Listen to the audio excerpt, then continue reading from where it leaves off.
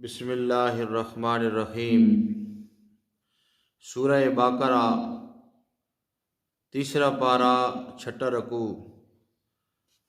الذین ينفقون اموالهم باللیل والنہار سرا وعلانیہ فلہم اجرہم عند ربہم ولا خوف علیہم ولا هم یحزنون۔ جو لوگ خرچ کیا کرتے ہیں اپنے مال رات میں اور دن میں چھپ کر اور اعلانیہ، تو ان کے لیے ان کا اجر ہے ان کے رب کے پاس،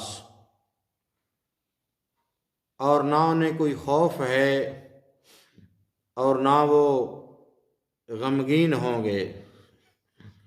الذین یاکلون الربا، جو لوگ کھایا کرتے ہیں سود، لا یقومون الا کما یقوم الذی یتخبطہ الشیطان من المس، وہ نہیں کھڑے ہوں گے مگر جس طرح کھڑا ہوتا ہے وہ جسے پاگل بنا دیا ہو شیطان نے چھو کر۔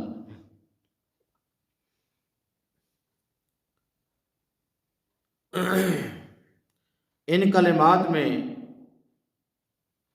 سود خوار کی کیفیت بیان کی جا رہی ہے۔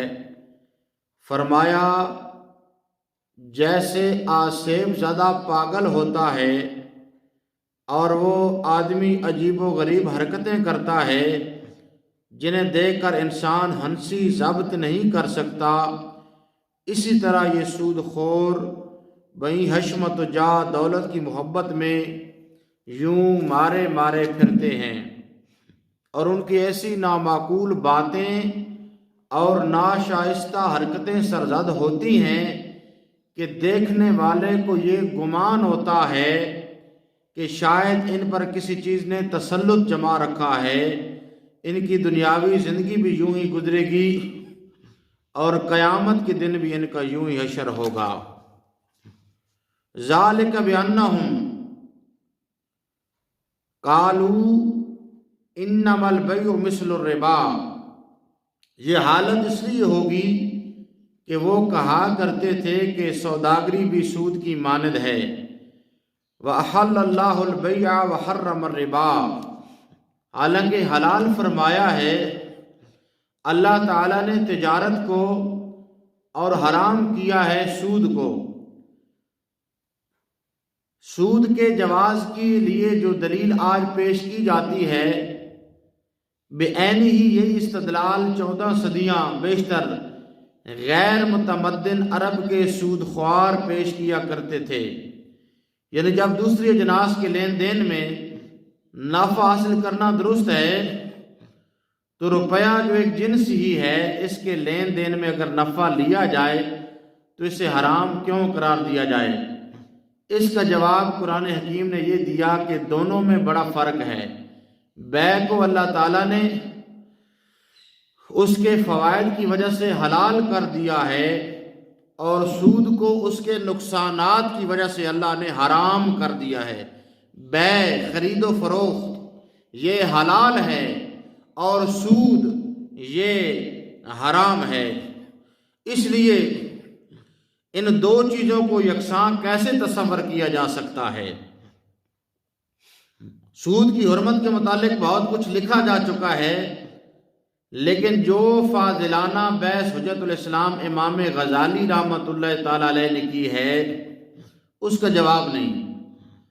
بحث کی اہمیت کا تقاضا تو یہ ہے کہ غزالی کے کلام کا پورا ترجمہ نقل کیا جائے، لیکن مقام کی تنگ دامانی اس کی متعامل نہیں ہو سکتی۔ فرض کرو تمہارے پاس زعفران ہے اور ایک دوسرے شخص کے پاس اونٹ ہے، تم اونٹ لینا چاہتے ہو لیکن اونٹ والے کو زعفران کی ضرورت نہیں، اب تم اونٹ کیوں کر حاصل کر سکتے ہو؟ یا تمہارے پاس کپڑے ہیں اور دوسرے شخص کے پاس کھانا ہے، تمہیں بھوک لگی ہے، تمہیں کھانا چاہیے لیکن کھانے والوں کو کپڑوں کی ضرورت نہیں، اب تم کھانا کیوں کر خریدو گے؟ اس لیے قدرت نے ایک ایسی جنس سونا چاندی کی تخلیق فرما دی جس کے ذریعے ہر شخص اپنی ضرورت کی چیز خرید سکے۔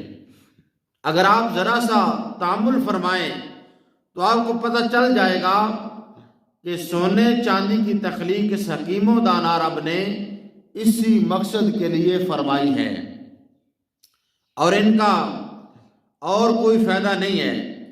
ایک تو یہ کامیاب ہیں، دوسرا ان میں وہ صلابت اور سختی نہیں جو لوہے اور تانبا وغیرہ میں ہے، تاکہ ان کی جگہ استعمال ہو سکیں۔ اب اگر روپیہ پر سود لینے کی اجازت دی جائے تو روپیہ پھر صرف تبادلہ اشیاء کا ذریعہ نہیں رہے گا، بلکہ اس کی اپنی ذات کاسب اور نفع خیز بن جائے گی، اور لوگ دوسرے سامان تجارت کی طرح اس کی بھی ذخیرہ اندوزی شروع کر دیں گے، جس کا نتیجہ یہ ہوگا کہ بازار سے یہ غائب ہوتا چلا جائے گا، اور جب روپیہ بازار سے غائب ہونا شروع ہو گیا تو صنعتی ترقی رک جائے گی، تجارتی سرگرمی ختم ہو جائے گی، اور دوسری اشیاء کی قیمتوں میں وہ اتار چڑھاؤ شروع ہوگا، جس سے سارا اقتصادی نظام درہم برہم ہو جائے گا۔ شریعت اسلامیہ نے ان مفاسد کے سد باب کے لیے سود کو حرام قرار دیا ہے۔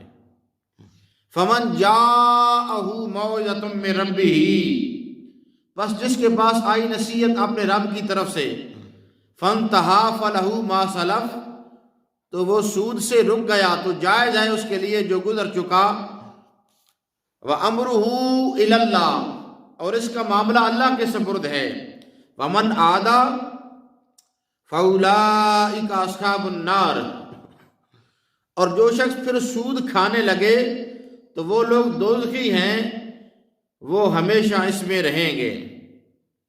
يَمْحَقُ اللَّهُ الرِّبَا وَيُرْبِي الصَّدَقَاتِ، مٹاتا ہے اللہ تعالیٰ سود کو اور بڑھاتا ہے خیرات کو۔ وَاللَّهُ لَا يُحِبُّ كُلَّ كَفَّارٍ أَثِيمٍ، اور اللہ تعالیٰ دوست نہیں رکھتا ہر ناشکر گناہگار کو۔ إِنَّ الَّذِينَ آمَنُوا وَعَمِلُوا الصَّالِحَاتِ وَأَقَامُوا الصَّلَاةَ وَآتُوا الزَّكَاةَ لَهُمْ أَجْرُهُمْ عِندَ رَبِّهِمْ وَلَا خَوْفٌ عَلَيْهِمْ وَلَا هُمْ يَحْزَنُونَ، بے شک جو لوگ ایمان لائے اور کرتے رہے اچھے عمل، اور صحیح صحیح ادا کرتے رہے نماز کو، اور دیتے رہے زکوٰۃ کو، ان کے لیے ان کا اجر ہے ان کے رب کے پاس، نہ کوئی خوف ہے انہیں اور نہ وہ غمگین ہوں گے۔ یا ایھا الذین آمنوا اتقوا اللہ وذروا ما بقی من الربا، اے ایمان والو ڈرو اللہ سے اور چھوڑ دو جو باقی رہ گیا ہے سود سے، ان کنتم مومنین، اگر تم سچے ایماندار ہو۔ فَإِن لَّمْ تَفْعَلُوا، اور اگر تم نے ایسا نہ کیا، تم نے سود کو نہ چھوڑا، فَأْذَنُوا بِحَرْبٍ مِّنَ اللَّهِ وَرَسُولِهِ، تو اعلان جنگ سن لو اللہ اور اس کے رسول کی طرف سے۔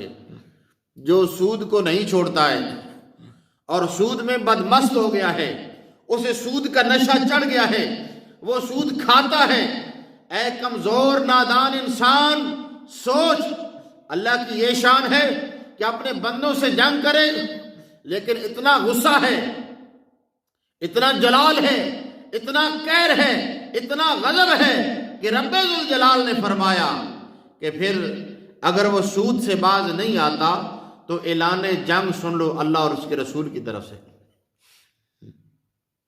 وَإِن تُبْتُمْ فَلَكُمْ رُءُوسُ أَمْوَالِكُمْ، اور اگر تم توبہ کر لو تمہیں مل جائیں گے اصل مال۔ لا تظلمون ولا تظلمون، نہ تم ظلم کیا کرو نہ تم پر ظلم کیا جائے، نہ تم ظلم کرو گے نہ تم پر ظلم کیا جائے گا، اللہ پھر آسانیاں پیدا فرمائے گا۔ وَإِن كَانَ ذُو عُسْرَةٍ فَنَظِرَةٌ إِلَىٰ مَيْسَرَةٍ، اور اگر مقروض تنگ دست ہو تو مہلت دو اسے خوشحال ہونے تک۔ اگر مقروض تنگ دست ہے، روز اس کے دروازے پہ جا کر دستک نہ دیں، لوگوں میں اسے نمایاں کر کے شرمندہ نہ کریں، اس کی بےزتی نہ کریں، اسے گالیاں نہ دیں، اس کی ہتک نہ کریں، اس کی انسانیت کو مجروح نہ کریں، اس کی شخصیت کو مجروح نہ کریں۔ وَأَن تَصَدَّقُوا خَيْرٌ لَكُمْ إِن كُنتُمْ تَعْلَمُونَ، اور بخش دینا اسے قرض بہت بہتر ہے تمہارے لیے اگر تم جانتے ہو۔ اگر تمہارے حالات ایسے ہیں کہ تم معاف کر سکتے ہو، تمہارے حالات میں کوئی کمزوری نہیں آتی ہے، تو اپنے بھائی کو قرضہ معاف کر دینا یہ بہت بڑا ثواب ہے۔ وَاتَّقُوا يَوْمًا تُرْجَعُونَ فِيهِ إِلَى اللَّهِ، اور ڈرتے رہو اس دن سے لوٹائے جاؤ گے جس میں اللہ کی طرف۔ ثُمَّ تَوَفَّى كُلُّ نَفْسٍ مَا كَسَبَتْ وَهُمْ لَا يُظْلَمُونَ، وہ دن ایسا ہوگا پھر پورا پورا دیا جائے گا ہر نفس کو جو اس نے کمایا، اور ان پر زیادتی نہ کی جائے گی۔ جتنا کسی نے ظلم کیا ہوگا، جتنے گناہ کیے ہوں گے، جتنی سرکشی کی ہوگی، جتنی بغاوت کی ہوگی، جتنا حدود اللہ کو توڑا ہوگا، پورا پورا اس ظلم کا بدلہ دیا جائے گا۔ پھر رعایت نہیں برتی جائے گی، پھر پورا پورا بدلہ جو ہے وہ دیا جائے گا۔